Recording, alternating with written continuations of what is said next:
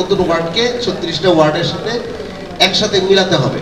এবং এই 18টা ওয়ার্ডের যেই বাস্তবতা, এটা পুরান ঢাকা থেকেও খারাপ। এখানে কোনো সুইচ লাইন নাই, এখানে কোনো ড্রেনেজ নেটওয়ার্ক নাই, এখানে কোনো মাঠ নাই, এখানে কিচ্ছু নাই। প্রথমে এখানে নিচু জমি ছিল, গত 30 থেকে 40 বছরের মানুষ নিজেদের মতো করে তার হাউজিংগুলো ডেভেলপ করেছে, এবং এটা একটা কোনো প্ল্যান নাই এখানের মধ্যে। সাউথ টাউনে হোক আপনার স্বপ্নের আবাসন, শতভাগ রেডি প্লট, সাথে সাথেই সাফকাবলা রেজিস্ট্রি।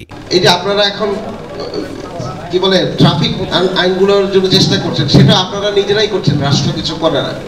তো সুতরাং দুটো জিনিস, একটা হচ্ছে যে গ্লোবাল সাউথের যত শহর আছে, এই শহরগুলো কিন্তু প্ল্যান্ড আকারে তৈরি হয় না, সাধারণ লোকজনই প্রথমে তৈরি করে, তারপরে এটাকে আবার ঠিক করতে হয়, এটা বাস্তবতা। তাহলে এই অঞ্চলে যেহেতু এটা অব্যবস্থাপনার মধ্যে ডেভেলপ করছে, এখানে একটা দীর্ঘমেয়াদী প্ল্যান লাগবে। আবার নতুন ঢাকা যেটা হয়েছে, ধরেন উত্তরা, গুলশান, বাড়িধারা কিংবা ধানমন্ডি, মোহাম্মদপুর, বীরপুর, এটার দীর্ঘমেয়াদী প্ল্যান তো আইয়ুবের সময় হয়েছে। সুতরাং এইখানে দীর্ঘমেয়াদী প্ল্যানটা আমরা অলরেডি করে ফেলেছি। দ্যাট ইজ, আমি যে 8 মাসে আসছি তার আগে কনসালটেন্ট নিয়োগ হয়েছে, কিন্তু তারা কাজটা বুঝাই দিতে পারেন নাই। তো সুতরাং এই 18টা ওয়ার্ডের, আমরা বলি 18টা ওয়ার্ডের স্ট্র্যাটেজি মাস্টার প্ল্যান রেডি। এটা কি জিনিস, সেটা আমি আপনাদেরকে একটু বলি। সেটা হচ্ছে যে এই ওয়ার্ডের কোথায় মসজিদ হবে, কোথায় খেলার মাঠ হবে, কোথায় হসপিটাল হবে, কোথায় ওয়ার্ড অফিস হবে, এখন তো কিছু নাই, এগুলো তো এখন কোনো রকম হ্যাফেজার্ডলি হচ্ছে। রাস্তা কতটুকু চড়া হবে, কোনটা চড়া হবে না, সেটা দাগ নাম্বার সহ, প্রতিটি ওয়ার্ডের দাগ নাম্বার সহ স্ট্র্যাটেজিক মাস্টার প্ল্যান আমি রেডি করে এটা আমি বোর্ড মিটিংয়ে পাস করিয়েছি সিটি কর্পোরেশনের বোর্ড থেকে। এখন দ্বিতীয় যে কাজটি, হয়তো আমি বেঁচে থাকবো না, কিংবা এই দায়িত্বে থাকবো না, সরকারের কোনো দায়িত্বে থাকবো, কিংবা সিটিজেন হিসেবে থাকবো, যাই আল্লাহ আমার কপালে রাখে।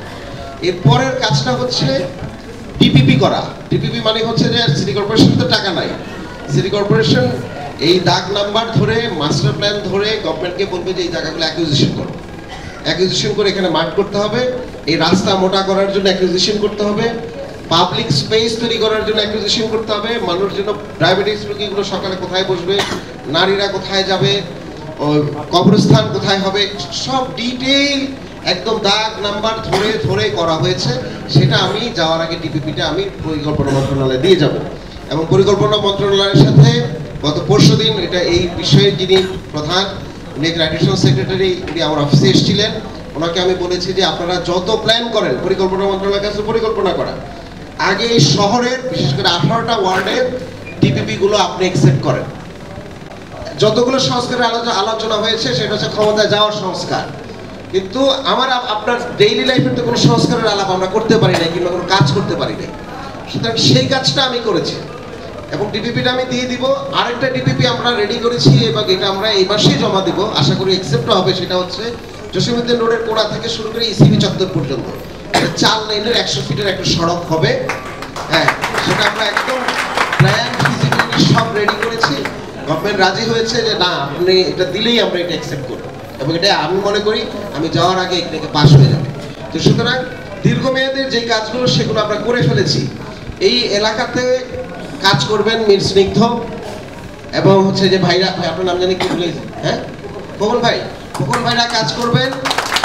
আমি এই পুরো মাস্টার প্ল্যানটা আপনাদেরকে দিব, আপনারা আমার সাথে বসেন, আপনাদেরকে মাস্টার প্ল্যানটা দিব। এই মাস্টার প্ল্যানে এই এলাকার এবং এই মৌজার কোন দাগে কি হবে আপনারা আগে জেনে রাখেন, তাহলে আপনারা আপনাদের মতো করে অ্যাডভোকেসিগুলো করতে পারবেন যে এখানে আপনারা বহুতল বিল্ডিং করে কোনো লাভ হবে না, এটা অ্যাক্সেশন হয়ে যাবে। রাস্তাগুলোর ক্ষেত্রে যে এবার আসে দ্বিতীয় আলোচনায়, যে রাস্তাগুলো কিছু কিছু জায়গায় চড়া করার কথা, কিন্তু চড়া হতে পারছে না, কারণ বাড়ির মালিকরা রাস্তা ছাড়ে না। এটা নিয়ে প্রতিদিন আমাদের, যেহেতু আমরা আর্মিদেরকে দায়িত্ব দিয়েছি, প্রতিদিন বিচার সালিশ করতে করতে শেষ। কেউ দেখা গেছে যে এই রাস্তাটা 20 ফিট হবে, এই সাইডের বাড়িওয়ালারা 2 ফিট ছাড়বেন, এটা 18 ফিট মানে 16 ফিট আছে, ওই পাশের বাড়িওয়ালা 2 ফিট ছাড়বেন। উনি 2 ফিট ছাড়তে রাজি, পাশের বাড়িওয়ালা 2 ফিট ছাড়তে রাজি না, কারণ উনি প্রভাবশালী, কিংবা উনি পরিচয় দিচ্ছেন যে উনি কোনো নেতার আত্মীয় কিংবা কোনো বিউরোক্রেটদের আত্মীয় স্বজন। সুতরাং এটা একটা সমস্যা আমরা গত 1 বছরে বেশি ফেস করেছি।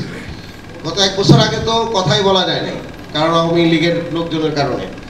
গত 1 বছরে আমরা ফেস করেছি, এবং প্রবলেমটা কোথায়, যেহেতু জনপ্রতিনিধি নাই প্রত্যেকটা ওয়ার্ডে, তো সুতরাং স্থানীয়ভাবে এই সালিশগুলোতে শুধু আমাদের অফিসাররা এবং আর্মিরা মিলে এটা পারে না। বারবার আমাকে এসে বলতে, স্যার আমি এটা পারছি না।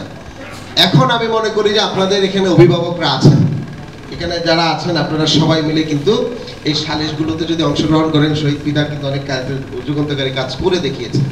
তো আপনারা যদি এগুলোতে আসেন, আমি আপনাদের সাথে পরিচয় করিয়ে দিব, তাহলে আমি মনে করি স্থানীয় পর্যায়ে যেই প্রবলেমগুলো আছে সেগুলো সমস্যা সমাধান করা যাবে।